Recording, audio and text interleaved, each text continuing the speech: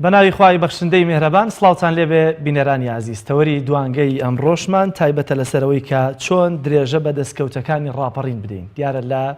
5 مانگی ئازاری ساڵی 1991 بە تایبەتی لە دەواازی ڕاپەڕین و خەڵکی شاری ڕانێ و حاجیاوا و دەوروبەری دژی زوڵم و ستەمی ڕژێمی پێشووی بەعز ڕاپەڕین و ڕژێمیان لە دەواازی ڕاپەڕین و دەستیان کرد بە ڕاماڕین و دواتر ڕۆژانی دواتریش لە باهاوشان لەگەڵ پێشمەرگە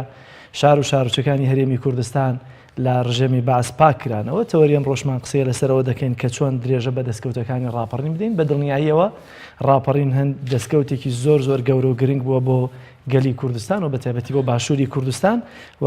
هەندێک لە دەستکەوت و ئامانجەکانی هاتوونەتە دی ئەگەرچی کەم تەرخەمی زۆر هەیە لەلایەن حکوومەتی هەرێمی کوردستان و بە تایبەتی وەک خەڵک دەڵێن دوو حزبی دەسەڵاتەوە بەڵام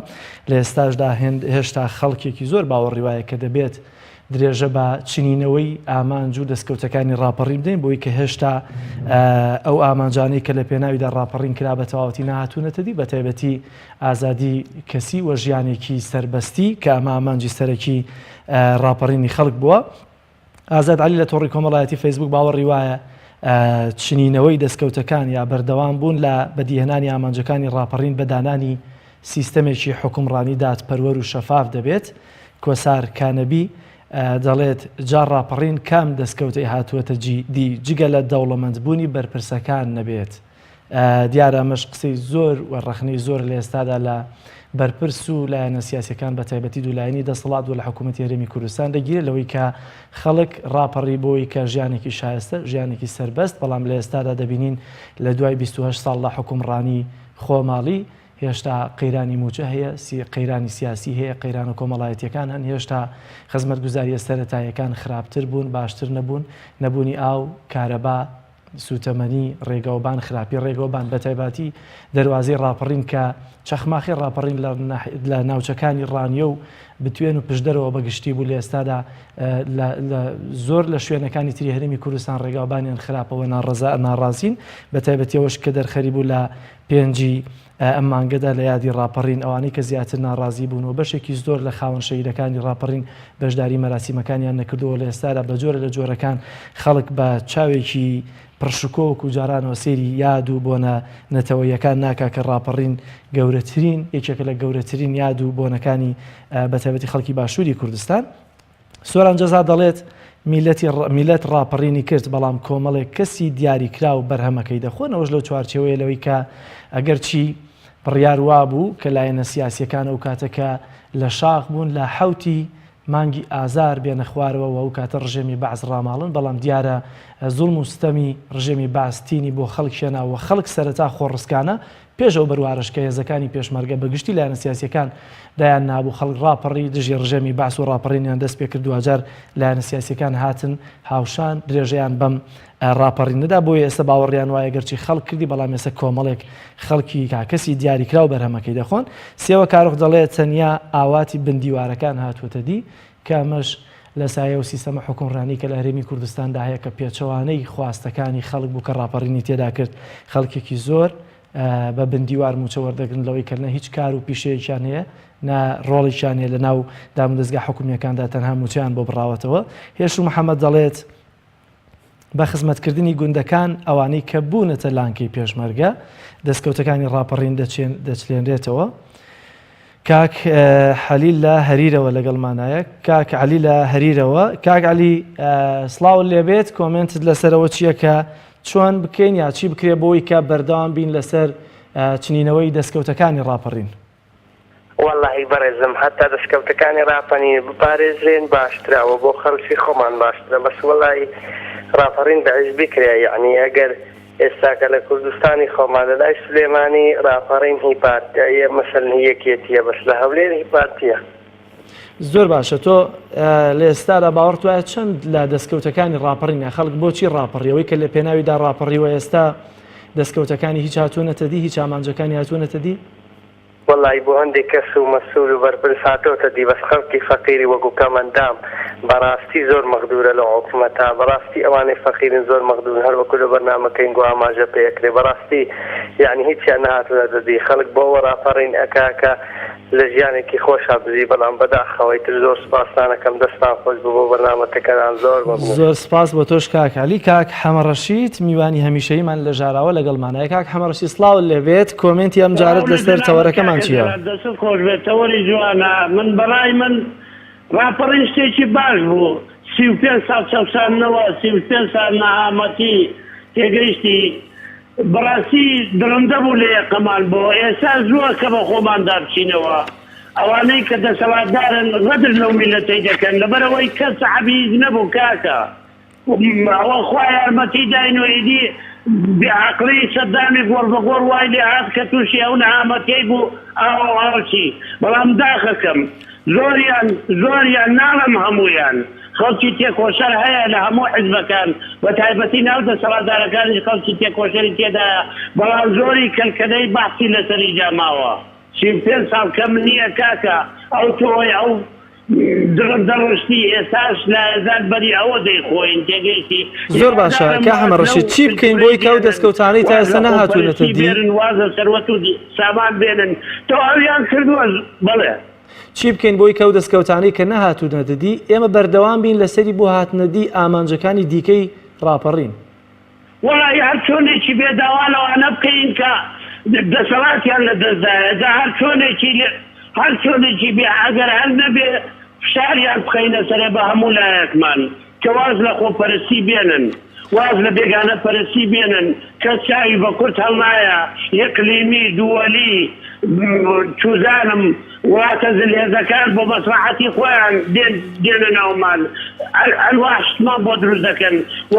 نمونەی سەرەکی داعش کە چاو لێە چکارە ساتێکی بەسەرهێناین بە یەکەوە ژیان خۆشە دەست لە ناو دەست بە یەکەوە جوانین. ڕێزم بۆ دەسەڵاتداران بابەز بێت کار لێ دەکەم بگەڕێنەوە فکر لە حاڵی خۆیان بکەنەوە. کاکە هەمومان ئەوەی کە تەمەنێکی هەیە ژیانی پێش ڕاپەڕینم دی بوو چ حاڵێکمان هەبوو، ژیانمان نەبوو، ماڵکاولی وێرانی یعدام کوشتن چوزانم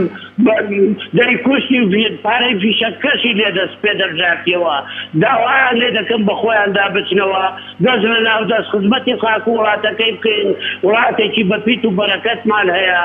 کاکە کوردستان هەمووی زێڕە تێگەیشتی ما عەدای زێڕی ڕێشکەنەوتەکەیەتی سەروەت و سامانی زۆرە. بەڵام داخەکەم دەسەڵاتداران لەبەر خۆپەرستی و ململانەی سیاسی نازانن بەڕێوەی برن، عەقڵیان پێدەچێ بەڵام نایکەن کە هەر نەبێ مستەشاری عەقڵیان هەیە بەڕێزم بۆ خۆیان بۆ خۆشیان دنیا دیتن.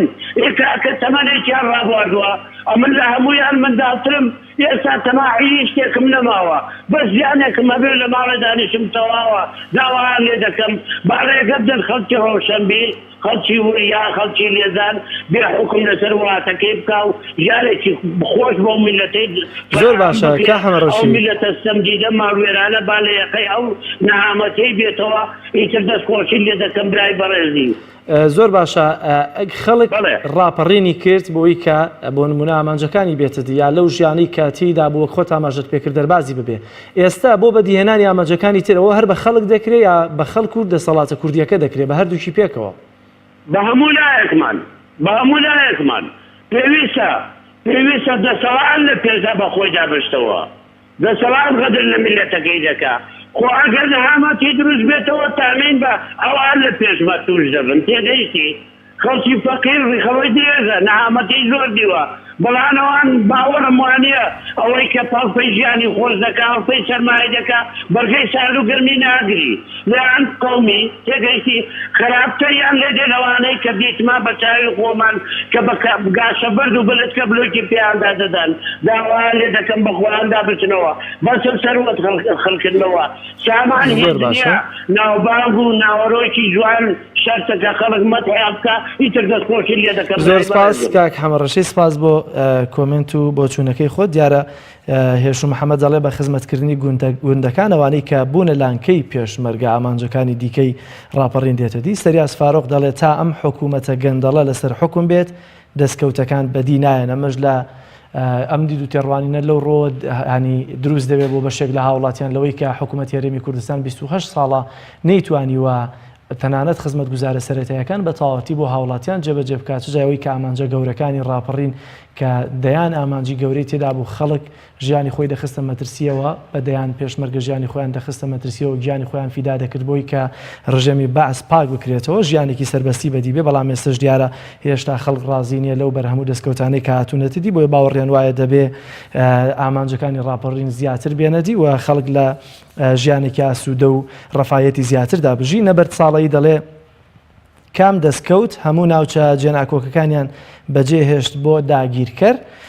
هاژە سدیق دەڵێ هیوادارم سیستەمێکی پەرلەمانی بێتەکایەوە بێ جیاوازی خزمەتی هەموو کەس بکات. وەروەها خالید عزیز دەڵێ بۆ لە ناوبردننی ئەم دەسەڵاتە گەنجەڵە اینجا دەستکەوتەکان بەدیدێن کە دیارە بەگشتی خەڵک لە بۆچوونی جیاوازیان لەسەر ڕاپەڕین هەیە بەشێکیان باوەڕیان وایەوەی کە هۆکارە بۆ ناهاتنەتی ئامانجەکانی ڕاپەڕین حکوومەتی هەرێمی کوردستان و بەتایبەتی لایەنە دەسەڵاتەکانن لە هەرێمی کوردستان کە یانی تاو کاتێ ئەمانە لەسەر حکوم بن ئەم ئەمانە دەسەڵات بکەن ئامانجەکانی دیکە ڕاپەڕین نایەتەدی و دیارە خەڵکیش نایەوێت جارێکی تر پەنا بۆ ماڵوێرانی و بۆ تونند و تیژی بەرن بۆیە دوجار تەنها ڕێگە چارە بۆ هاتنەدی هەموو ئامانجەکانی ڕاپەڕین ڕێگا مەدەنی و دیموکراسیانەکەیەوە یەکێکی تر لەوانی کە لە تۆڕی کۆمەڵایەتی فەیسبوک دەنووسێ سلێمان عەبدوڵڵایە کە ڕۆژنامەنووس دەڵێ ڕاپەڕین و چاوەڕوانیتان باش 28 ساڵە خەڵک چاوەڕێی کوردستانێکی بەهێز و حکوومەتێکی بەهێزن کەچی هێشتا هەر بەڵێنێکی زەردە 28 ساڵە خەڵک چاوەڕێی ئارامی هەلی کار و خزمەتن کەچی هەتا ئێستا خەونە و سەوز نەبووە لە چوارچێوەیە و دروشمەی کە بەتایبەتی دوولایانی دەسەڵات لە پڕۆپاگەندەی هەڵبژارنەکاندا بەرزیان دەکردەوە ئەو چەند ڕستەی نووسیوەلەوەی کە باوەڕی وایە ئارامی و هەلی کار و خزمەت هێشتا خەونە و سەوز نەبووە کوردستان و حکوومەتێکی بەهێزیش هێشتا هەر بەڵێنێکی زەردە و سەوز نەبووە خەڵک بەگشتی هیوای زۆریان هەیە هەرچەندە بەشێکی زۆر لە خەڵک بێ هیوابوون لەوەی کە چیتر چاکسازی و ژیانەی کە خەڵک دەیەوێت لە سای حکوومەتی هەرێمی کوردستاندا ینی بەحەسێتەوە بەدی نەهاتووە و ناڕازین بەتایبەتی لە بۆنەوە مەراسیمەکانی ساڵیادەکانی ڕاپەڕین لە شار و شارۆچەکاندا دەردەکەوێت لەوەی کە بەشێکی زۆر لە خەڵک و بەشداربووان و خاوەنشەیدەکانی ڕاپەڕین بەشداری مەراسیمەکان دەکەن و ئەوانەی کە زیاتر دەکەن ئەندام و لاینگرانی هەندی حزبی دیاریکراون هەر بۆیە خەڵک زۆر بە هیوایی و سیر لە بەدی هاتنی ئامانجەکانی دیکەی ڕاپەڕین دەکا و کاماژەم پێکرا ئازاد عەلی دەڵێ بەدانانی سیستەمێکی حکومڕانی دادپەروەر و شەفاف کۆسارکانەبی دەڵێ جار ڕاپەڕین کام دەستکەوتی هاتووەتە دی جگە لە دەوڵەمەندبوونی بەرپرسەکان زیاتر و ئێوەی هاوڵاتیان و بینەرانی عزیزیش دەتوانن لە ڕێگەی ئەو ژمارە تەلەفۆنانی کە لە ژێرنووسی شاشەی پەیامەوە دەبینرێن پەیوەندی بکەن و کۆمنتی خۆتان لەسەرەوەی کە چۆن درێژە بە چنینەوەی دەستکەوتەکانی ڕاپەڕین بدەین ئەوانەی دیکە کە تا ئێستا نەهاتوونەتە دی دیارە سۆران جەزا دەڵێ میلەت ڕاپەڕینی کرد بەڵام کۆمەڵێک کەسی دیاریکرا و بەرهەمەکەی دەخۆن سێوە کارۆخ دەڵێ تەنیا ئاواتی بندیوارەکان هاتووەتە دی هێش و محەممەد دەڵێ بە خزمەتکردنی گوندەکان ئەوانی کە بوونە لانکەی پێشمەرگە زیاتر دەستکەوتەکانی ڕاپەڕین دەچێنرێتەوە سریاس فاروق دەڵێ تا ئەم حکوومەتە گەندەڵە لەسەر حکوم بێت دەستکەوتەکان بەدی نایەن نەبەرد ساڵی دەڵێ کام دەستکەوت هەموو ناوچە جێناکۆکەکانیان بەجێهێشت بۆ داگیرکەر هاژە سدیق دەڵێ هیوادارم سیستەمێکی پەرلەمانی بێتەکایەوە بێ جیاوازی خزمەتی هەموو کوردستان و هەموو خەڵک کرێت خالید عزیز دەڵێ بە لە ناوبردننی ئەم دەسەڵاتە گەندەڵە اینجا دەستکەوتەکان بەدیدێن دیارە لە ئێستا داوای کە زیاتر خەڵک ڕخنەی هەیە لە حزبە دەسەڵاتدارەکان و لە حکوومەتی هەرێمی کوردستان بەدینهاتنیەوە ئامانجانەیە و بەتایبەتی ئەوەی کە دەبینرێت ئێستا لایەنە سیاسیەکان بەتایبەتی دەسەڵاتدارەکان لەبری ئەوەی کە منافسی یەکتر ڕکابەری یەکتر بکەن لەسەر زیاتر خزمەتکردنی خەڵک لە ڕێگەی حکوومەت و لە ڕێگەی ئەوەی کە نفوزی دەسەڵاتی خۆیان هەیەە لە ناوچە جیاوازەکانی هەرێمی کوردستان کە دیارە دابەش بووە بەسەر زۆنی زەرد و سەوز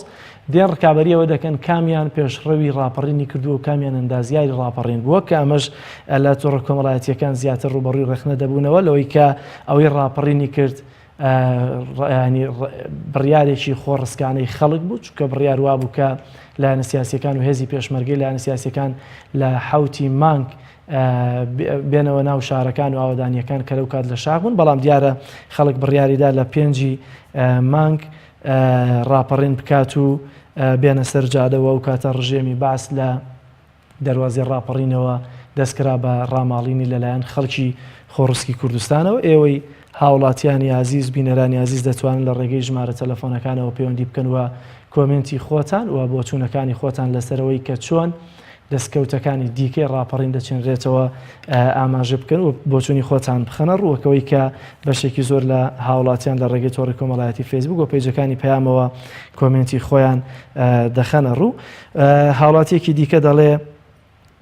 بەڕای من ئاواتەکانی خەڵک نەهاتووە دەدی خرانە ژێر گڵ و ئاواتەکان بوون ئاواتی تاکە کەسی و بەرژەوەندی حیزبی و گیرفان پڕکردنی بەرپرسەکان. مامۆستا دلێر دەنووسێ ڕاپەڕین نەما نەخۆی نەبۆنی نەهەست و سۆزی نە ئامانج و نەهۆکاری. دڵدار ئەحمەد دەڵێ ڕاپەڕین کارێکی گرنگ بوو بەڵام 27 ساڵ گەنجەڵی ناتوانێت حکوم بکات گەرمیلەت پتەوە بێت و نەخەوت بێت. سۆزانی دریس دەڵێ هیچ کات بەداخەوە دەستکەوتەکانی تا ئێستا نهاتوونەتە دی. باوکی بلال دەڵێ بەڵێ ئاواتەکان بەڵێ ئاواتی بەرپرسە مافیەکان هاتووەتە دی. مەهدی سوێلی دەڵێ بۆ کێ بۆ برسیەکان و چەتەکانی شاخ بەڵێ بە زیادەوە دیارە ئامانج لەم دەستەواژێش هەموو ئەوانە ناگرێتەوە. بۆ خەڵکی ستەم لێکراوە بەژمەینەت خراپتر بووە و باشتر نەبووە جاران هەر ئازادی نەبوو ئێستا نەنان هەیە و نە ئازادی لە چوارچەوەیەوەی کە پاشەکەوتی سیستەمی موچە لە ئێستادا چەندانە دوای لێ هات کە حکوومەت ناچار بۆ گیرفانی دەست بۆ گیرفانی موچە خۆران و فەرمانبەران ببێ بۆیە باوەڕی وایە خەڵکە ئەگەر ئەو کاتە نان و ئازادی نەبوو بێ ئێستش بە هەمان شێواز. مەریوە مستەفا دەڵێ بەڵێ بە زیادیشەوە بە تایبەتی بۆ بەرپرسەکانی یەکێتی و پارتی ئامانجەکانی زیاتر هاتووەتە دی. ئەرکان محەممەد دەڵێ نەخێر بەدی نەهاتوون ئەوانە هەمووی بۆچوونی هاوڵاتیانە لەسەرەوەی کە ئایا دەستکەوتەکانی ڕاپەڕین چەندی هاتووەتە دی وە چۆن چی بکرێ بەوەی کە زیاتر بەردەوام بین لەسەر چنینەوەی دەستکەوتەکانی دیکەی ڕاپەڕین لە نێوان خەڵکێکی زۆری ناڕازی و لە نێوان دەسەڵاتێکی خۆماڵی کوردی کە بەدەستی خودی خەڵکی ڕاپەڕی هەرێمی کوردستان ئەم دەسەڵاتە جارێکتر هاتووەتە سەر دەسەڵات و حکمی ئێستای هەرێمی کوردستان دەکات. دیارە خەڵک بۆچوونی جیاوازیان هەیە لەسەر ئەمە. ئێوەی باوکی ڕاوێژ لە چوار قورنەوە لەگەڵمانەیە. باوکی ڕاوێژ سڵاوی خوارد لێبێت. سڵاوی خوا لە جەنابیشتان.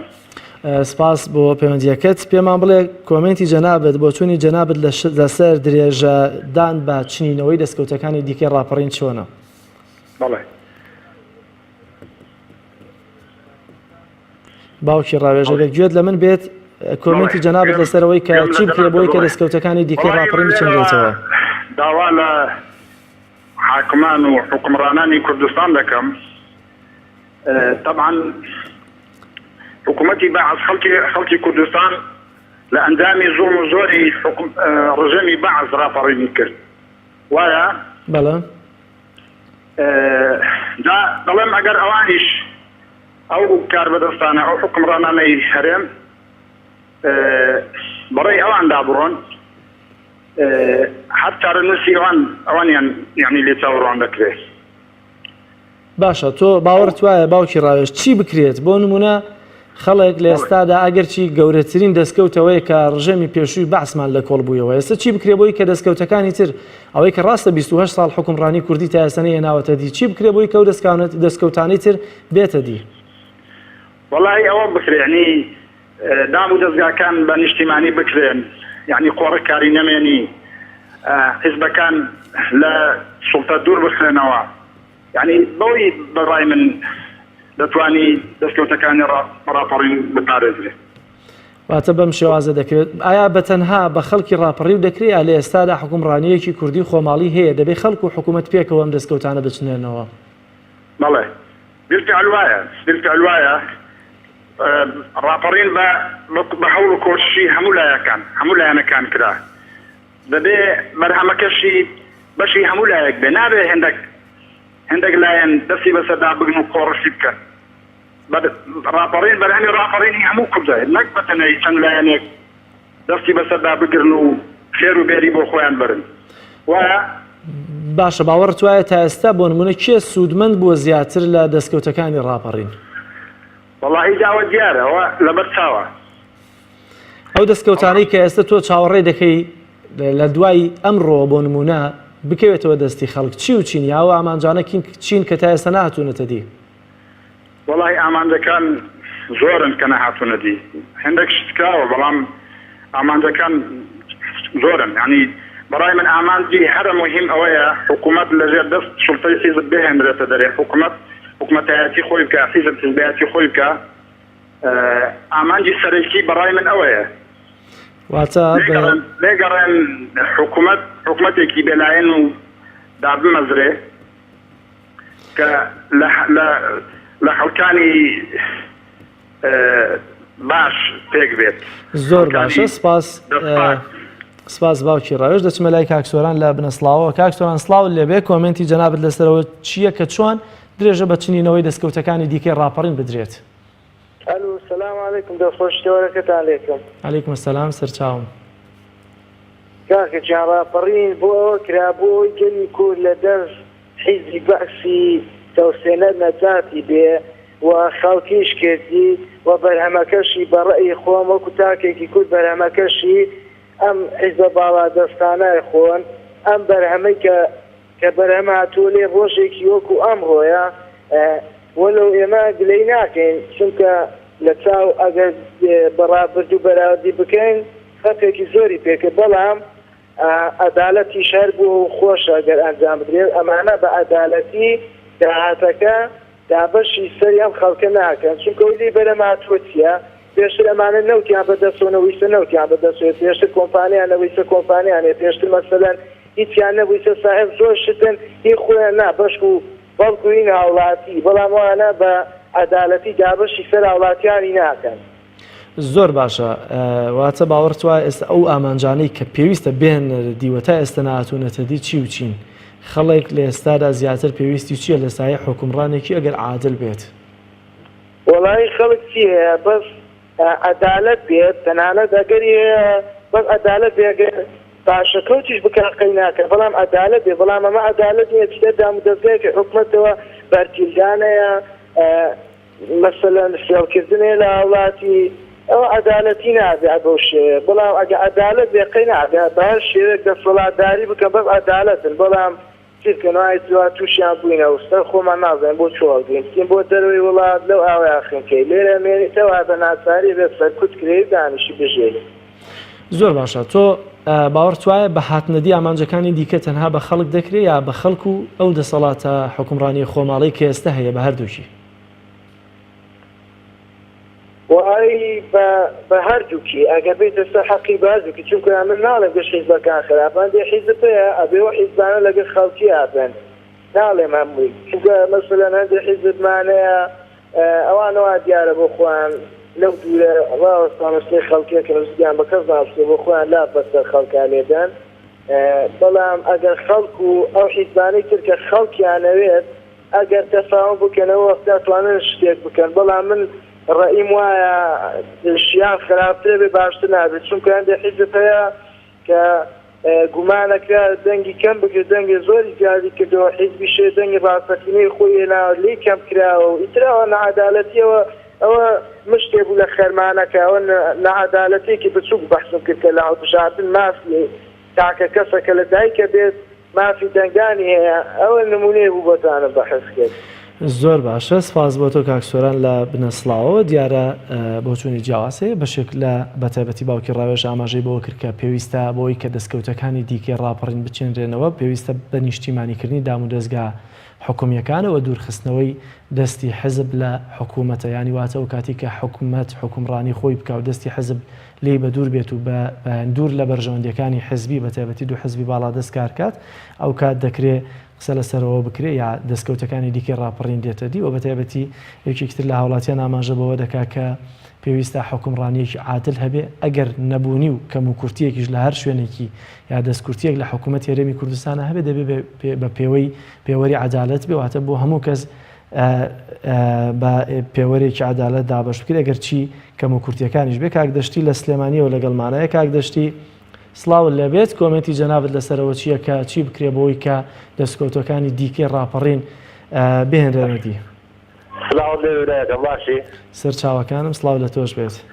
تەوەرەکە لەسەر ڕاپەڕین نەبێتەکەم بەڵێ وەڵای برادەم ڕاپەڕین کرا بۆ ئەو هینانە دیە نەکرا بەڕاستی ئەوەی بیزانین بە ڕاپەڕین ئەکا ئاوای لێ ئیجاد دەبێت ئەو مەشهور خۆرانەی لێ ئیجاد دەبێت ئەو پێشتر لەنگرۆزەری 85 لێ شێرا بوو ناو شاخە هاشاچی ڕووی بینەراری ڕووی ئێوە جێدرێژە نەبوو لەسەر پشتی سەرکەیە تا سواری لەنگرۆزەری 2010 بە برای بەڕێزم هەندی نەوت دزیوە هەندی پاری مونتۆ دزیوە هەندی نەوتی ئەولا دزیوە هەندی موچەی مونتۆ دزیوە نازانێت چ لە پارەکە برای بەڕێزم ئەوە مەسئول هەیە لەو شاری سلێمانەدا وادانیشە 15 لەنگرۆزەری بەس لە گەراج ڕابێتەوە برای بەڕێزم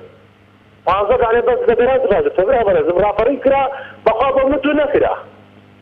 بس حکومەتەکەمان گۆڕە ئەو عەرەب بوو ئەو بۆ کورد بەس ئەوەندا بیشیان زاری بەزادی فاکەس نەیەکرد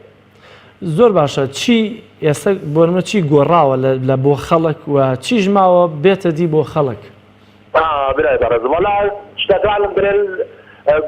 گۆڕاوە گۆڕانکاریەکە چییە تۆزێ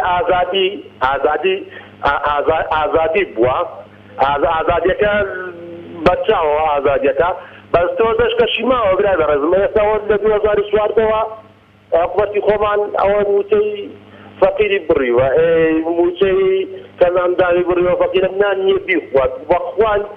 زگت دەستێت بە تۆ ئەوەی لەبەر بیدەوە و کەمەنداوە برای بەڕێزم خێری پێچێت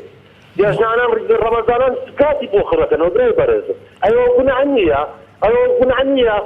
کەنانداوێک پارە نەبی منانەکە خۆی بیبە بۆ دکتۆر زۆر باش باوەڕ توایەوەی کە ناهاتوەتە دی ئایا بەتەنها بە خەڵک جارێکی تر ڕەنگە بڕیارێکی مەدەنیانەی خەڵک ئامانجەکانی تر دێنە دی بەتەنهایە پێویستە ئەو حکومڕانیە کوردیە خۆماڵیە کە ئاواتی هەموو تاکێکی کورد بوو تا ڕۆژێک پێش ڕاپەڕین دەبێت هەردووشیان پێکەوە کار لەسەر هاتنەدی ئامانجەکانی دیکە ڕاپەڕین بکەن بەخوا برای بەڕێزم خۆی خەتای خۆشمانە با ئەمە هەموو بەشەکەی نەکەێنن بەلایەن حکومەتدایە هەموو بەشەکەی نەگرین بەلایەن حکومەت برێن حکومەت وایە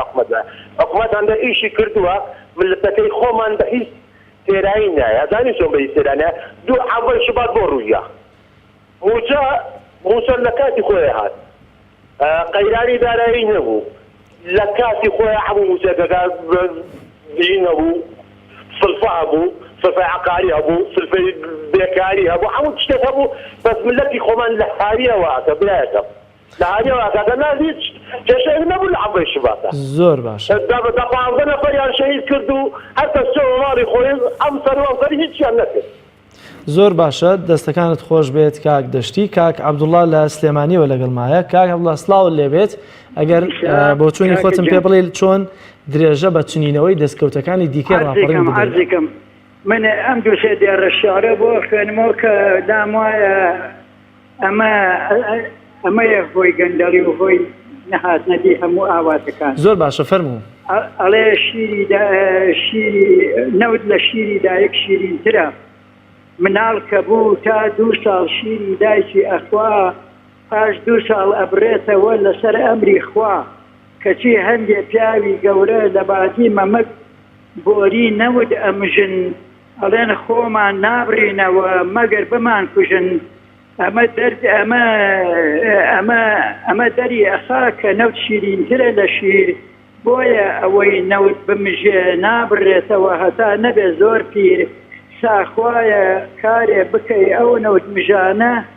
زوو بە زوو پیر ببن بەڵکو ببڕێنەوە و ئیتر واز بێنن زۆر باشە باوەڕ تۆ ئێستا گرفتی نەهاتنەدی ئامانجەکانی دیکەی ڕاپەڕینی ئەوەی کە خەڵک ڕاپەڕین دەیویست بێتە دی نەوتەکەیە هەموو ئامانجەکان کە نەهاتوونەتە دی ئەمە هۆکەیەتی نەوتە هۆکەی بەڵام لە زۆربەی وڵاتان دەبینی نەوت دەبێتە ینی هۆکاری خۆشگوزەرانی خەڵکەکەی ئاخر لای ئێمە نەزان نەودەبا بڕێوە بۆیە وای لێ هات فورمان چی بکرێ بۆی کە نەوتەکە ببێتە هۆکاری خۆشگوزەرانی خەڵک چی بکە بەرپرسیارەتی خەڵک و حکوومەت چییە ئەمانە کە نەوتیان زەوت کردو وازت لەمە بێن و ئیتر بەس بێ و کێر بخۆن و با ئەمجا بۆ میلەتەکە بێ بۆ عام بێ و بەڵکو خەڵ نەجاتمان ببێ ئینشەڵا ئاو کابڵە دیارە بەپێی سەوتت بێ تەمەنێکت هەیە چین ئەوانەی کە ئێوە لە پێش ڕاپەڕین چاوەڕێتان دەکرد بۆ منە لە دوای ڕاپەڕین ژیانتان چۆن بگۆڕێ ئێستا چۆن گۆڕاوە واتە چی لە ئامانجەکانتان هاتووەتە دی و چی نەهاتوەتە دی والله قوربان چی بڵێ من هەست بە هاتنەدی ئامانجەکان ناکەم زۆر بە کەمی ئەگەر بوویش بێ شتێکی وها نەبوو کە خەڵکی رازی بێ و خەڵک ئیسراحەتی لێ بکە ئەوە ڕێی منە. زۆر باشە سپاس بۆ کاک عەبدوڵڵا لە سلێمانیەوە باوکی بەنازمان لەگەڵایە باوکی بەناز سڵاوت لێبێت کۆمنتی جەنابەت لەسەر ئەوەی کە چی بکرێ بۆی کە درێژە بە چنینەوەی دەستکەوتەکانی ڕاپەڕین بدرێت. والله گیانەکەم ڕاپەڕین فەقیر و فەقارەت کردی مەسئولەکانش خوادیان هیچ بۆ میلەتی فەقیر نەکراوە هیچ بۆ ڕەشەڕوتی فەقیر نەکراوە تەنانەت نییە ئەوانە پێڵای چووکیان لە پێدا بوو لە شاخەکان هاتنە سەر تۆل و مەشکی میلەتی فەقیر ئەوان هاتنە سەر سفرەی عازل هیچ بۆ میلەتی فەقیر نەکراوە تەنانەت نییە ئەگەر ڕاپەڕین کرا ئێمە ڕانی و حاجیاوەمان گرت چاقوڕنەمان گرت بۆ خۆم لەگەڵم دابوو سێ شەهید لە تەنیشتە من شەهید بوون ئێکێکیان لەوێ عەبدوڵڵا خەڵکی دۆڵەیە ئێستا لەسەر جادەی سەرکەوکان هەڵەوەزار ئێستا لەگەڵ دابێنیە پێشمەرگەی ئەگەر ئێو کاتی بۆ مێستا هیچی بۆ نەکراوە. ئەگەر سەوتی تەلەڤیزیۆنەکەت کەم کەی باوکی بەناز هیچ بۆ میلەتی فەقیر نەکراوە تەنانەت نییە ئەوانە بەس مافیای خۆیان بەڕێوە دەبن تەنانە ئاسیاسی و کۆڕک بەڕێوە دەبن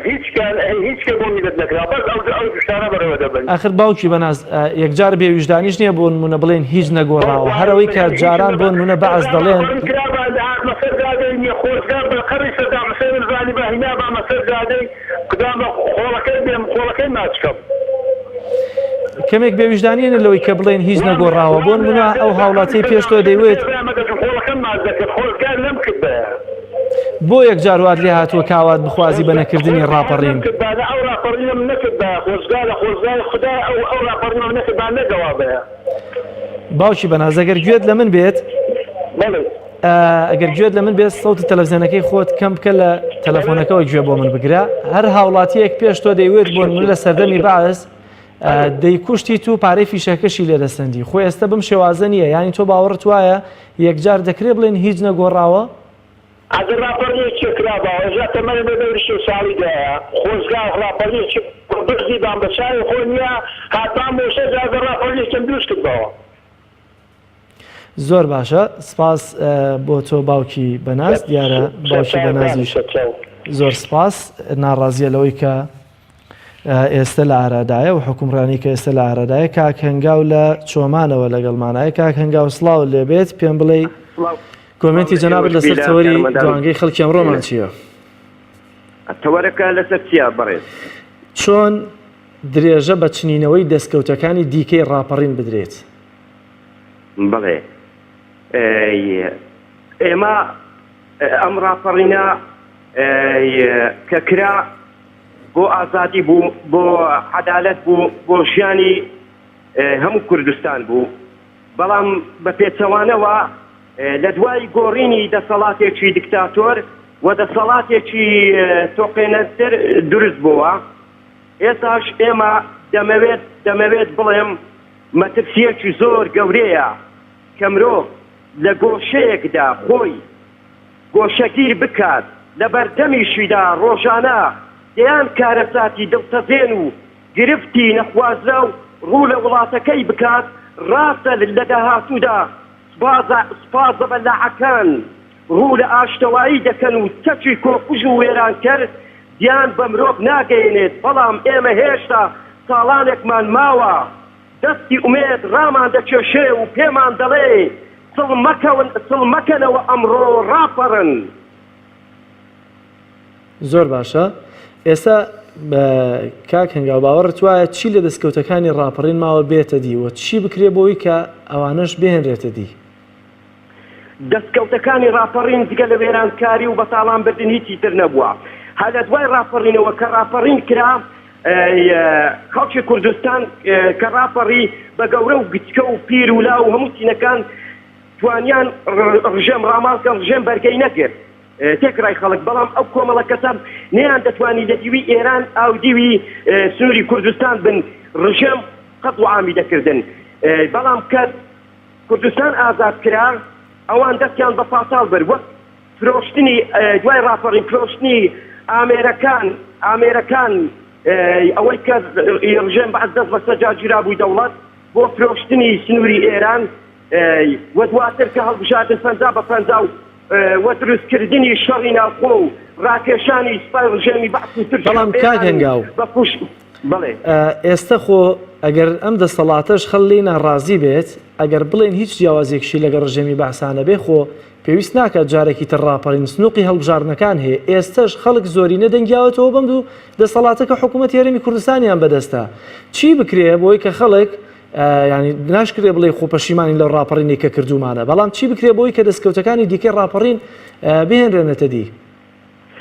ئێستا بەڕاستی ئێمە بەڕاستی خۆمان ئامادە دەکرد بڵێن و نەڵێن لە داهاتوێکدا بۆ ڕاپەڕین بەڵام ئێمە دەبی لە خەڵک لێمان بیت چونکە لەبەرەوەی دەبی خەڵک ژیریمان بکە ئێمە تەماشا دەکەین بۆ ئایا نەتیجەی وان گەلێک زۆرە نەتیجەی ئۆپۆزیسیۆن کەمە ئێمە لەسەر ئەوەی بەڕاستی دوودڵ بووین یعنی ئەگەر بێوە خەڵک بە ڕێژەیەکی زۆر لەگەڵمان بارستایی زۆرەکەی ئۆپۆزیسیۆن زۆر بە ئەوە ئەگەر دەسەڵات ملکەت نەبوایە ئێمە دڵنیا بوون فەرماندەی ڕاپەڕینمان ئامادە ئەکرد و لە ماوەیەکی کەمدا لە گوندەکەیتەوە دەهاتوین هەتا نەو شارە گەورەکان تەواومان پاکردەکەوە بەڵام ئێستا ئێمە لە خەڵک دەترسین چونکە دەبێت خەڵک ژیریمان زۆر باشە دەستەکانت خۆش بێ کاکەنگاو سپاس بۆ بۆچوونەکەت کاک دڵشاد لە هەولێرەوە لەگەڵمایە کاک دڵشاد سڵاوی خوارد لێبێت کۆمنتت لەسەرەوە چییەکە چی بکرێ بۆی کە درێژە بە چنینەوەی دەستکەوتەکانی ڕاپەڕین بدرێت السلام عليكم. عليكم السلام ورحمة الله. زۆر سپاس کاک دڵشاد. کاکە بەنسبەت ڕاپەڕینێتە ئەو خەرکەیمە ئەوەندە بەگلەیە یعنی بڕە هەر هزمی سەر حکومەتی دەکاتن ها ئەوە نەکرایە ها ئەوە نەکرایە دۆرە کاکە گیان ئێستا فەقیرم دەچێ هەرجەیەک تو دەرێ بدانە فەقیری لێیە تو دەرێ خانێک ئەگەر دەدەفتەربینی تو برێ بەنۆ دەفتەر خێرا غەرغار دەداتی ئەوە حکومەت ئاغار دەداتی هەغا هەوڵاتیە هاوڵاتی گوزەرانی یعنی بەس لە بۆ بەرمی نەفتێک یعنی گلەی لە حکومەتەکە ڕاستە حکومەتی کەسەرخەمە بەس نائب هیچ نەکراوە هیچ نەکراوە مەسەڵەن ئێمە لە هەولێری زەمانی بەسکرم دێ ئێمن گەڕەکێک بووی 500 مارین کشکە ئاوەکمان نەبوو ئێستا حەزەکەی چەورس ئاوەکەی بەردەوە باشە باوەڕت وایە کاک دڵشاد چی بکرێ ئەوانەی کە ناهاتوونەتە دی بهێنرێنەتی والله زۆر شت کراوە آخر ئێستا نەکومەوەی هیچ نەکرا هەر ڕەزبین بی چێ هەیە کاکە ئەوڕۆ چێ هەیە لە مارێک 4 کەسی تەعین نەبێ 5 کەسی تەقاعد نەبێ ئیچی دەوێت ئەگە خەرج بەتەمایسی یعنی چ لە حکومەت دەوێتوو بەتەمای حکومەت خوا هەر ئەوە نییە لە هەموو وڵاتەکی حکومەت لەسە حیسابی خەرج دەژیتن خۆ هەرەوەتە نییە بەنسبەتە من هیچ نیشە یعنی بەنسبەتە وەڵای منە کوڕە مەسئولم نە مام مەسئولە نە خەزم مەسئولە هیچ کەسی هاوڵاتێکی بەستیتەوە نێتا ناتو نەعسکەری لەسەماوە کاکەکەن نەترسن لەسەماوە بەکەی خۆت قسە دەکەی ناڕزایی دەدەبڕی بە پێشان ئەگە ئازاد و ناڕزایی دەدەبڕی کوڕێکت برایەتی پێشمەرگە دەبوو بەدڵنیاییەوە باوکی ڕۆمان دڵێن کە هەندێک گۆڕانکاری باش کراوە بەڵام هێشتا تەموعی خەڵڕە ڕاپەڕین زیاترە بۆیە چاوەڕێی دەستکەوت و هاتنەدی ئامانجەکانی زیاتری ڕاپەڕین دەکرێت باوکی ڕۆمان لە بازیانەوە لەگەڵمانایە سپاس بۆ کاک دڵشاد لاولێرەوە باوکی ڕۆمان سڵاوی خوارد لێبێت ئەگەر پێمان بڵێ چۆن درێژە بە دەستکەوتەکانی ڕاپەڕین بدەین دەستخۆشی تەوەرەکە لێکم زۆر سپاس ڕێزخۆشەویستی تایبەتم هەیە بۆ کارمەندانی کەناڵی پێیان زۆر سپاس بە ناوی ئەوانیشەوە زۆر سپاس چاوەکە میجا منە پرسما وەساگیان بدرێژە بەکان دەستکەوتانە بینە ڕاپەڕێتا بۆ دەستمان هاتووە نازانم کام دەستکەوتەمان بەدەستهاتووە کامەمان بەتی هێناوە تا ئێستا من لەوەیە سەرم سڕمامان وەساگیان زۆر باش ئێستا ئەوە تا کاک دڵشاد لە پێش تۆ باز لەوە دەکا کە زۆر شتیش گۆڕاوە بۆ منە ڕەنگە لە سەردەمی باسان نەدەتوانی وەکو ئێستا ناڕزاوی بێتە سەر شەقامەکان ئەوە تا باوەڕی وایە دەستکەوتی زۆر هەیە کە بەهۆی ڕاپەڕینەوە هاتووتە دی بەڵام بەڵا پێش کاک دڵشادیش هاوڵاتیان وەکو جەنابەت بیر دەکەنەوە باوەڕێنە هێشتا زۆر شت هەیە کە ئامانجی ڕاپەڕین بوو بەڵام نهاتوونەتە دی مامۆستاگیان پێشناوتیانە تاریکاییمان سەدەی ئەوارە دیارە ئێمە بە درێژایی 28 ساڵە ڕاپەڕین کراوە لەماوەی ئەم 28 ساڵەیە حکومەتی کوردی چی بۆ خەڵک کردووە کاکە وەرە ئەم لایەنە سیاسانە چیان بۆ هاونیشتیمانی کردووە برا بە ڕێزەکان من یعنی ڕاشکاوانە تیان خۆشە باسی ئەو بکەم من هاوڵاتیەکم لە هەرێمی کوردستان ناوەشیم لە نۆجێم کە ڕاپەڕینمان کردووە من پێش ڕاپەڕینەکان لە سەدەی ڕژێمی فاشی عێراقا يعني ژیان زۆر لە ئێستا باشتر بوو ئێستا يعني چەند پارە خەرزارە هەمووی هۆکارەکان دەسەڵاتە سەرکاری برا بە ڕێزەکەم يعني ئەمە شەڕی پێ نایە کاکە خۆ ئەوەی حکوومەتی ئێستا حکوومەتی کوردی بەرامبەر هاوشتیمانی کامەی خەدرە کاکە ئەمە زۆڵما خەدرا بێویشتانیە ئەمە هەموو شتێکە کاکە هەموو ڕێکاری یاساکانیان بەزان و برای بەڕێزن تۆ 3 ساڵ نەتوانی دەستبری بە هاوڵاتیەکە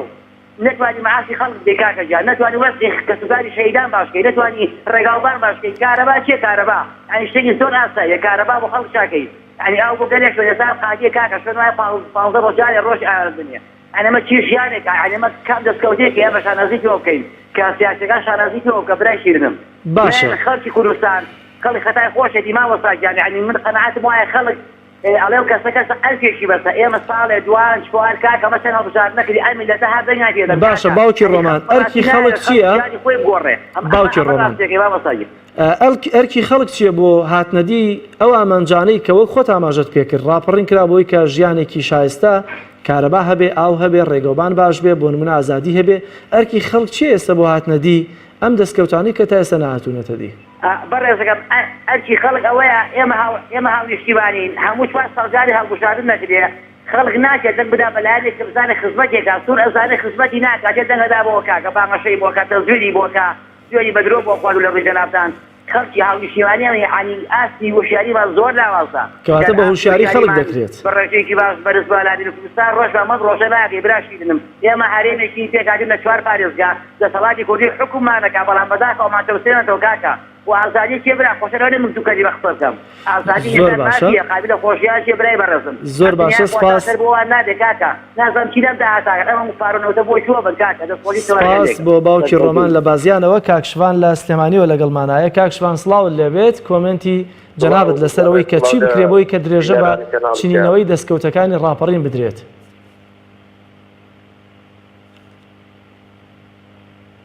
کاکشوان سڵاو لە بینەرانی کەناڵی پیام سڵاو لە جەنابێ وەڵای من ئەوە ناڵێم بەڵە فەرموو کاکشوان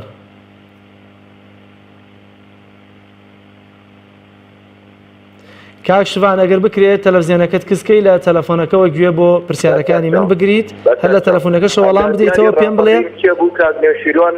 ئەندازیاری ڕاپەڕین بوو کە کاک نێوشیرۆن وتی قۆڵی لێ هەڵماڵن قۆڵی لێ هەڵماڵن قەڵەمەکانتان کەنە کار چیتان بۆ پێ بیکەن نەتیجەی ئەوەیە کە ڕاپەڕینێکی تێ بەدوایە هیچی کەناڵم قەحابیت زۆر سپاس بۆ بۆچوونەکەت کاکشوان لە سلێمانیەوە دیارە کۆمنت و بۆچوونی جیاوازمان هەبوو لەسەرەوەی کە چی بکرێ بۆی کە درێژە بە دەستکەوتەکانی ڕاپەڕین بدەین واتە چۆن ئەوانەی کە تا ئێستا نەهاتوونەتە دی زۆرینەی ئەو هاوڵاتیانی کەمڕۆ کۆمنتیان هەبوو باسییان لەوە دەکرد کە زۆرینی دەستکەوتەکان تا ئێستا نەهاتوونەتە دی کۆمنتمان هەبوو لەوەی کە باوەڕێوا بۆ ڕەنگی ڕاپەڕین نەکرابایە باشتر بوو بە لە هەمان کاتدا هەمان بوو هاوڵاتی هەیە کە بۆ چوونی وایە زۆر شت گۆڕاوە بە دڵنیاییەوە ڕاپەڕین هەندێک شتی گۆڕیوە کە شتی استراتیژی و گرنگ بوون بۆ بناغی دانانی حکومڕانیەکی کوردی خۆماڵی ئەگەرچی لە ئێستاشدا لە سای حکوومەتی هەرێمی کوردستان و حزب دەسەڵاتدارەکان لە باشووری کوردستان نەعەدالەتی و ستەمێک هەیە کە ڕوبەڕووی خەڵک دەبێتەوە ئەوەی کە خەڵ لە پێناویدا ڕاپەڕینی کرد تەنانەت هەتا ئێستا لە دوای 28 ساڵ خزمەت گوزاریە سەرەتاییەکان نهات و ینی دابین نەکراون بۆ خەڵک بۆیە خەڵک هەم مافی خۆیەتی ڕەخنە و ناڕزای و گلەیی هەبێ و هەم حەقا باز لەو دەستکەوتانەش بکرێت ئەگەرچی دەستکەوتێکی کەم بن کە لە ڕاپەڕین و بۆهۆی ڕاپەڕینی خەڵکەوە هاتوونەتەوە دی کاک هاوڕێز لە ڕانیەوە کاک هاوڕێز سڵاو لەبێت کۆمنتت لەسەر تەوەری ئەم ڕۆمان چییە؟ سلام عەلەیکوم سڵاو لە تۆش ئەگەر دەنگی تەلەڤیزیۆنەکەت کەم کەیت کاک هاوڕێز پێم بڵێ کۆمنتت لەسەر چۆنیەتی چنینەوەی دەستکەوتەکانی ڕاپەڕین چۆنە؟ دەستکەوتەکانی ڕاپەڕین ئەگەر لە سەرەتاوە ئەو جاسو مستەشارانەگە خزمەت نەکرابانە ئەگە خەڵک لەکن خۆی گەورەی نەکردبان و هەموویان نەچوبانە دیوارخانەکانی ئەو هەندان نیشتبانەوە بێگومان خەڵکیش دەستکەوتی وە خۆی هەردەوو بەس هەر لە سەرەتاوە خەڵک وەخۆیانە دەچینەوە لای ئەوانەی کە زاشن مستەشار بوون لە خزمەتی حیزبی بەحزدا بوون خەڵکە خزمەتی ئەوانی کردووە لە سەرەتاوە تەنها چەند کەسێکمان دیم کە لێ خزمەت بوون و هێندێکی دیکەشە بوون هێندێک حیزبی دیکەشەن ئێستا خۆیان بە ڕاپەڕینەوە هەڵواسیوە لەوان ئێمە بوونی ڕاپەڕینمان کردووە زۆر باش ئەرکی خەڵک چییە بۆ هاتنەدی دەستکەوتەکانی ڕاپەڕی نەگەرچی لە دوای 28 ساڵ هێشتا خەڵکی زۆرینەی باوەڕی وایە زۆرێک لە دەستکەوتەکان نەهاتوونەتە دی دەستکەوتی ڕاپەڕین کوایەتی چی چێ بۆ تا ئێستا چیاتێتە دی ڕەنگە بۆ نمونەیەکێک لە هاوڵاتیان باوەڕی وایە گەر لە سەردەمی ڕژێمی بەعزدا ناڕزاییت بکردایەوە بەهاتی تا سەرجادە دەشی کوشتی و پارەی فیشەکەشی لێدەسەنجی خۆ هیچ نەبێت دەبێت شتێک گۆڕابێت هێندە ڕەنگە بێویژدانی بێگەر بڵێ هیچ نەگۆڕاوە لە سەردەمی ڕژێمی بەعس وە لە ئێستادا بە تایبەتیەوانی کە لە سەردەمی ڕژێمی بەعس لەلایەن ئەو ڕژێمەوە ینی ڕوبەڕووی ستەم و زۆڵم بوونەتەوە ئەمانە زیاتر بزانن درکەوە بکەن کە هیچ نەبێت شتێک گۆڕاوە گەر لە چۆنیەتی ستەم و نەعەدالەتیەکەش هابوو بێت ئەوە گۆڕاوە هێندێک مەسوول هێندێک پرۆژیان هێندێک پرۆژیان تایبەت بە خۆیان کردی و هێندێک دەستکەوت و ئەوان پێی دەوڵەمەندبوونی بە شتەکانی خۆیان تا هەر ئەوان دەست بوو زۆر باشە سپاس بۆ کاک هاوڕێز لە ڕانیەوە سپاس بۆ پەیوەندیەکەت بینەرانی عزیز دیارە بۆ چوونی جیاواز لەسەر ڕاپەڕین بەگشتی هەیە و ناڕەزایی و کەم تەرخەمی و بە تایبەتی نادادی لەلایەن دەسەڵاتی هەستەی حکوومەتی هەرێمی کوردستان کە دەسەڵاتێکی خۆماڵیەوە لە بەرهەمی ڕاپەڕین و بەتایبەتی ڕاپەڕینی خۆڕسکانەی خەڵک ئەم حکوومەتەش بنیاد نراوە بەڵام خەڵک هێشتا بەشێکی زۆری ناڕازیەوە بای ئەوەندەش هیوا ماوە کە بکرێت چاکسازی و هەمومانە بێنێتە دی کاکێ من لە قەڵاتزیەوە کاکێ من سڵاوی خوارد لێبێت کۆمنتت لەسەر چاوەری ئەم ڕۆمان چییە؟ ئەو کاتت باشی براکەم سەرچاوەکانم کاکێ من دەست و چاوت خۆش بێت بۆ بەرنامەکەت زۆر سپاس بەڕاستی بەرنامەیەکی جوانە دەست و چاوت خۆش بێت زۆر سپاس وەکو بەرنامەکەت بەڕاستی وەکو ڕاپەڕین هیچ یعنی دەستکەوتێکی وەک پێویستی بۆ نییە یعنی ئێستا حتا ئێستا مەنتیقەی ڕاپەڕین هیچی بۆ نەکراوە دەکرێت بڵێن هیچ تقریبا شتێکی وایە بۆ کرابێت یعنی ئەوەی نییە کە خەڵکەکە میلەتەکە دڵی پێخۆش بێت باشە کاکە من پێم بڵێ ئەرکی خەڵک و ئەرکی دەسەڵاتیش چییە بۆ هاتنەدی ئەوەی کە خەڵک دەیەوێت ئەوەی کە خەڵک دی هەوێت بەڕاستی یعنی ژیانێکی خۆشی دەوێت منتیقە یعنی ئێستا وەکو منتیقەی ڕانیە ئێستا خەستەخانە ئەو خەستەخانەیە چەند وەختە ئەو خەستەخانەیە تەواو نەکراوە جوسایدی ناو ڕانیە تەواو نەکراوە مەرزی چێلە کە هەستەر بە تەفەری ڕاپەڕینە مەرزی چێلە چەند وەختە هەر تەواو نەبووە یعنی کێبڕکێ لە نێوان حیزباتی دەکەن لەسەر مەرزی چێلێ چەند ساڵە یعنی ئەوەیە دەکەن بۆ منتیقەکەی بەڵام یعنی هیچ ئەوەیەک نییە کە بەڕاستی بێنە پێشەوە و ئیشی بۆ بکەن. زۆر باشە کاکێ من دەرفەتی کەم ماوە کاک حاجی نەسرەدینیش لە کەرکووکەوە لەسەر پەیوەندیە لەگەڵمانایە بۆیە خۆش بێ بۆ بەرنامەکەت زۆر سپاس دەچمە لای حاجی نەسرەدین لە کەرکووکەوە زۆر سپاس کاک هێمن کاک حاجەگەر پێمان بڵیت کۆمنتی جەنابەت لە کەرکووکەوە پێمان بڵێ کۆمنتی جەنابەت لەسەر ڕاپەڕین چی هەیە بە تایبەتی خەڵک یا بەگشتی چی بکرێمەوەی کە دەستکەوتەکانی دیکەی ڕاپەڕینیش بهێنرێنێتە دی وڵی پێشە مشتێ من پیرۆزبایی لە گەلی کوردستان دەکەم بۆ ڕاپەڕینە بەڕاستی بەرهەمێکی باشی هەبووە بەڵام بەداخەوە ئەوانەی بینیم پێشەوەی سیرکەناڵیان ئاردی مەگەر هەر بەرنامەکە لەسەر ڕاپەڕین بوو پەیوەندەکەی وانم پێ وەرنەگیرا خۆشبەختانە دەستخۆشتان لەکەن پەیوەندەکەی منتان وەرگرت. زۆر سپاس. یعنی بەویژدان نییە بڵێن شتێک نەکراوە باوەڕەکەی من ئیسەر لە کەرکووکەوە لە ماڵی خۆمەوە تەماشای کەناڵەکەی بەڕێستان ئەەکەم ئێمە کە لەم شاری کەرکووکان نیشتەجوور بین کە خۆم یەکێک بووم لە بەشداروانی ڕاپەڕین کە 2 گرام بوو لە باران کردووە بەدەستی ڕژێمی بەعز بەدەستی شەخسی عەلی کیمیایی خۆی باشە خۆشم قسمەت و نسیبمیتیانە بۆ هینا من ئەبایە کەسێک بوومایە لەو کەسانەی کە ڕەمی کردوون تا ئیستەیش جەنازەکەی بە ئەم بنەماڵانە نەدراوەتەوە بە بەرچاوی هەموو عالەمەوە. باشە ئێمە کە ڕاپەڕین کراوە هاتینەتە سەر وڵاتێکی ژێران دێهاتەکان هەمی ڕووخاوە یەک گونجێک لە کوردستانە پێم بڵێ کە بەر تعریب و لێشاوی تعریب حیزبی بەعز نەکەوتە بێت وەڵی وەکو دەستکەوتی سوودمەند نەبووم لەم دەسەڵاتە بڵێم سوودمەند بووم لە 91 ئاوارەی هێران بووم گەڕاومەتەوە لە 2003 لە سلێمانی نیشتەجێ بووم دوای ڕژێمی ڕووخانی ڕژێمی بەعز گەڕاومەتەوە شاری کەرکووک ئێستا حالیان لە شاری کەرکووکم بەڕاستی کە من لە شاری سلێمانی 12 ساڵ نیشتەجێ بووم سلێمانی و دەرفەتی کەم ماوە کاک حاجەگەر پێم بڵێ هەموو شارەکان ماشە ئەڵاڵی شارەوانی پێوە دیارە خزمەتگوزاری پێوە دیارە بەڵام خەڵکەکانی ئێمە زۆر بە کورتی کاک حاجی ئەگەر زۆر بە کورتی پێم بڵێت چی بکەین بۆی کە دەستکەوتەکانی دیکەی ڕاپەڕێنج بێنرێتە دی ڕاستەوە خۆش تاماژت پێکردوە هاوڵاتیانی ژەندێکیان زۆر بەبێ هیواییەوە باز لەوە دەکەن کە هیچ شتێک نەکراوە چی بکرێ بۆی کە نهاتوێتە دی بێتە دی بەڵێ ڕاستە ڕاپەڕین بەرهەمی هەبووە بەڵام نەعەدالەتێکی گەورە لە کوردستانە هەیە ئێمە هیوادارین بتوانین بە هەموو حیزبەکان بە هەموو خەڵکەکان بەو خەڵکانەش کە گلەیان هەیە و بەوانش کە لەدەسەڵاتن بتوانن چارەسەرێک بۆ ئەم گلەی خەڵکە بدۆزنەوە پێش ڕاپەڕین ئێمە 200,000 موچەخۆرمانە بۆ ئیسم لێنێک و 200,000 موچەخۆر لە کوردستان هەیە ئایا ئەمە چی وەری ئەگرێت بەڵێ حکومەتەکە حکومەتێکی خراپە بەڵام خەڵکەکەی ئێمەش ئەبێ هاوکار بێ لەگەڵ خراپەکان نەبێ ئەو خراپەی کردیانە دەستیان بۆ برین و پەنجە بنینە برینەکە چاکیان بکەینەوە فەرموونیوەی خاکی کوردستانمان لەدەست داوە ئەگەر ئێمە هیمەتێک نەکەین نیوەکەی تریشی لەدەست ئەدەین با خەڵکەکەی ئێمە ئاوا ناعومێد نەبێ هیوادە بەڵێ نەعەدالەتی هەیە نەعەدالەتی هەتا سەر عێقان هەیە ڕاستە خەڵکێک لێی هەیە بەڵام شتیش کراوە یعنی سەر بێویژدانیە ئێمە بڵین هەتیج نەکراوە زۆر باشە سپاس بۆ تۆ حاجی نسرەدین لە کەرکووکەوە سپاس بۆ هەموو ئەوانەی کە پەیوەندیان بە بەرنامەی دوانگەی خەڵکەوە کرد و کۆمنتی خۆیان لەسەرەوەی کە چی بکرێ بۆی کە درێژە بە دەستکەوتەکانی ڕاپەڕین بدرێت کۆمنتی خۆیان لێرە خستووەتە ڕوو بۆ هیوایی کە سیستەمێکی دادپەروەر دادگەر بێتە ئاراوە و دەستی حزب لە ناو حکوومەتدا کورد بکرێتەوە دەستگا حکومیەکان هەمووی بە نیشتیمانی بکرێن بۆی کە خواست و ئاواتی خەڵک و گەلی ڕاپەڕی هەرێمی کوردستانیش بێتە دی بینەرانی عزیز سپاس بۆ ئێوەش کە تام ساتە لەگەڵ مابوون تا دوانگەی خەڵک و هەفتەی داهاتوو بەخوای گەورەتان ئەسپێرم خواتان لەگەڵ